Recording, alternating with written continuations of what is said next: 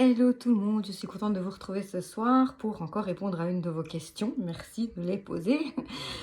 C'était comment reconnaître ses croyances limitantes?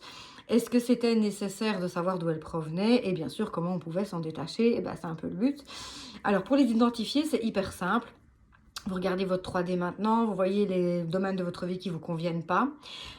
Si c'est un manque d'argent, si c'est un manque d'harmonie familiale, si c'est un manque de couple ou de relation sentimentale harmonieuse, en fait, c'est un manque d'alignement dans ces domaines-là. Ça veut dire qu'il y a une discorde au niveau vibratoire et donc ça veut dire que dans votre 3D, vous refaites les mêmes choses. Ce sont des situations qui se sont déjà présentées, ce sont des choses qui ne, quand vous les arrangez, elles restent temporaires. Donc, c'est-à-dire que par exemple, vous arrivez quand même à avoir un couple qui peut durer quelques années et puis ça finit quand même par ne pas fonctionner, ou bien vous arrivez à amasser une somme d'argent et puis l'argent part quand même, ou bien vous trouvez un chouette boulot, vous y êtes bien quelques années et puis ça tourne mal, mais donc il y a une répétition. À partir du moment où il y a une répétition, c'est qu'il y a une croyance limitante dans le domaine.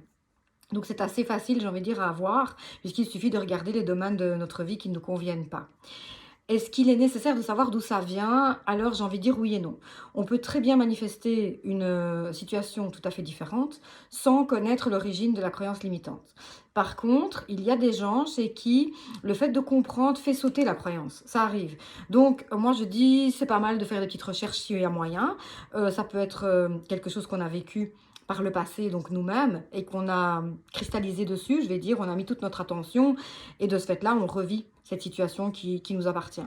Ou alors, c'est quelque chose de transgénérationnel, c'est quelque chose qui appartient à quelqu'un de notre arbre généalogique, peut-être trop haut pour qu'on s'en souvienne, ou peut-être pas. Et si c'est pas le cas, s'il y a moyen de s'en souvenir avec des souvenirs, soit dont on se souvient nous-mêmes, ou c'est parce qu'on nous l'a expliqué, alors il y a moyen aussi de travailler là-dessus avec par exemple des protocoles comme ceux que propose notamment Natacha Calestrémé. Moi je trouve que ça fonctionne très bien, ou bien avec de l'EFT ou avec de l'hypnose. Enfin il y a plein d'outils pour aller travailler sur les informations qui nous composent et pour faire sauter ça.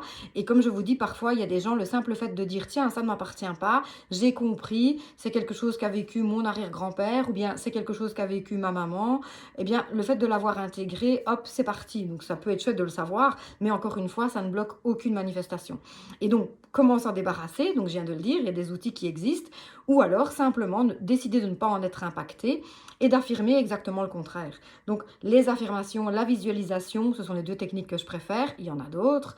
Mais dans ces deux cas-là, je trouve qu'on peut totalement inverser la tendance. Donc, si jamais vous n'avez pas d'argent et que la 3D vous dit « Ah, le compte en banque, il n'est pas top » et qu'il y a donc une discordance vibratoire dans l'abondance, eh bien, c'est le fait d'affirmer le contraire. J'ai une vie abondante, je ne manque jamais d'argent, tout arrive toujours à point pour me sortir de l'embarras financier, j'ai des solutions à ma portée. Enfin voilà, des affirmations comme ça.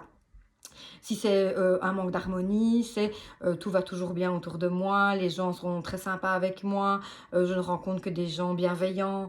Et c'est s'en persuader. Alors oui, au départ, on a l'impression qu'on se ment à soi-même, hein, c'est pas grave, jusqu'au moment où vous allez croire votre mensonge et vous allez voir en plus qu'il va se matérialiser. Donc les croyances limitantes ne sont jamais un écueil pour la manifestation, c'est juste une info. Et donc, prenez l'info, transformez l'info, et si vous avez envie de la comprendre, pourquoi pas, mais ne pensez jamais que c'est une excuse pour ne pas arriver à atteindre vos grands souhaits.